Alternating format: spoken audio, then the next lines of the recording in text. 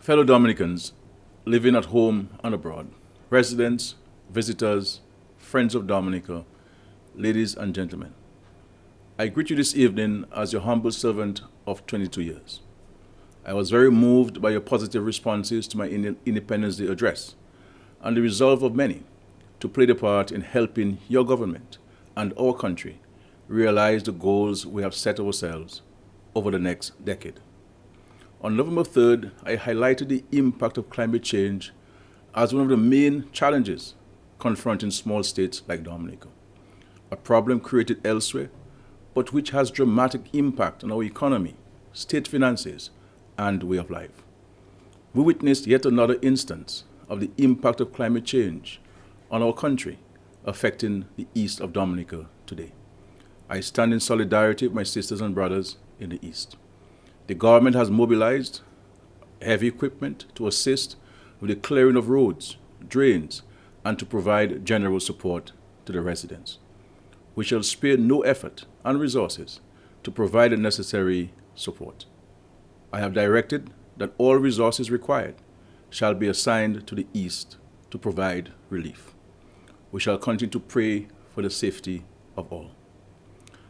My brothers and sisters, I believe in Dominica. I have faith in the capacity of our people to rise above the occasional challenge, to persevere in the face of adversity, and make do with what we have in times of great difficulty.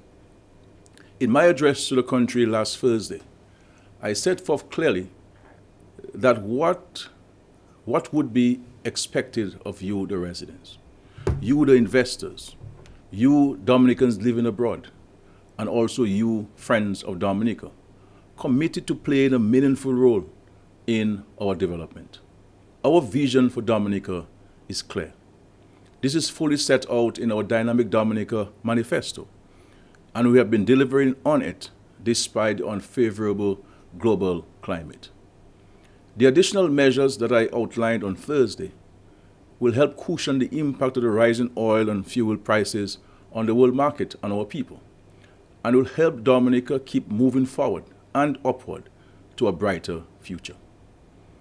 Dominicans have proven time and time again that we are capable of bouncing back from the most nerve-wracking and tempestuous of circumstances. We have broken the back of the COVID-19 pandemic here in Dominica. We have rebounded from some of the most adverse and ferocious weather conditions in this century. We managed to stay afloat in a global food and petroleum product crisis that has left many an economy in a moribund state. Social media can be bad, but it can also be good. It enables us to see firsthand what is happening in the world. We have all seen the impact of COVID-19 on other countries and the combined impact of COVID and the war in Ukraine on the cost and availability of food, goods, and fuel prices.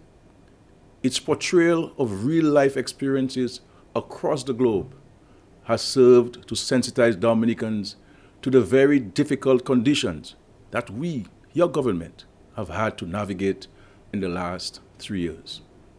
Yes, fuel prices is high in Dominica, or are high in Dominica, but in which non-oil producing country are in the high. Yes, food prices in Dominica have risen, but where in the world have they not been rising? My brothers and sisters, we have had to play the hand that nature, fate, and man's inhumanity to man have dealt us. We have been riding the tide in an ocean that's full of turmoil. We tune into the international news each day, and the outlook of several countries is becoming grim. Here in Dominica, we have begun to fight back. We have been knocked to the ground repeatedly, but we are back on our feet, and we have dusted ourselves off, and we are on the move again. We have a story in Dominica we can all be proud of. You do not have to be an economist to observe and understand that government's revenues have been rocked in recent years by the impact of Erica and Maria, by the COVID pandemic, and now from global food and fuel supply shortages occasioned by the war in Ukraine. Revenues were down from every sector, yet government expenditures remained relatively high because we continued to meet the needs of our people.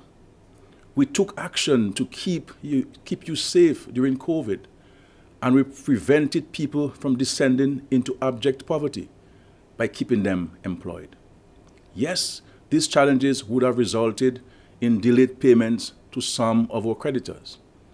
But demands in the Treasury over the past 2 years, especially from the health sector, were unprecedented. We had to act to save lives. We had to keep persons employed and their families secure. We had to provide support to persons, especially in the tourism sector, who lost their jobs.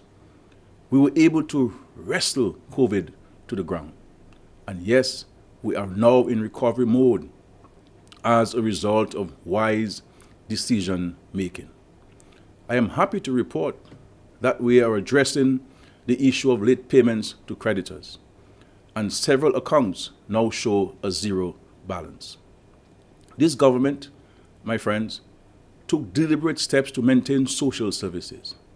We insisted that families should not go without the necessities of life, even though revenues were declining drastically.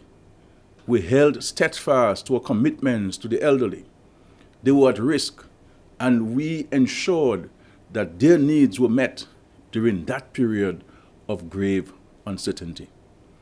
These things we did, ladies and gentlemen, and I think Dominica is this evening the better for it, because we remained glued to a philosophy of leaving no one behind.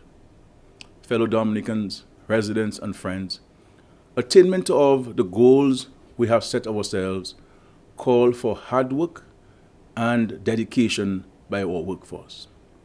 It will call for confidence and decisive action of investors. It will call for policies that will inspire public officers and motivate them to give of their best in the implementation and administration of such programs.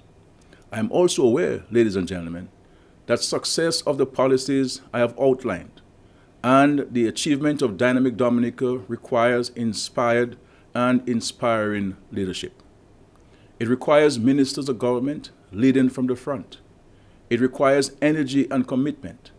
It requires constant regeneration and rejuvenation. The Dominica Labour Party has not shirked from making changes that enables it to remain dynamic, relevant, and inspiring. In the last general elections, we introduced to you a new slate of candidates that included 11 new, young, and energetic faces. The challenges that they have faced have not been for the faint-hearted. They would have come into office at one of the most difficult times in our history. What we had hoped to achieve has been in many ways set off by the COVID pandemic. We are at a crucial stage of national development, ladies and gentlemen. And we have to ensure that we have the right team for these times. The road ahead will be challenging. It will be difficult. We believe that the Dominica Labour Party must look across the country and secure the perfect skill set for these uncharted waters. Accordingly, there will be some changes to our parliamentary team. We have discussed these changes among ourselves, and the time is coming very shortly when they shall be revealed to the country. Labour is not about discarding anyone. The task ahead is tremendous. We will need all hands on deck to give ourselves a reasonable chance at success. All current hands will be redeployed to assist in the navigation of our national ship to safe harbor. But ever so often, as a people, we need to pull off the road and undertake needed assessment, refocusing, and recalibration. How can we do better?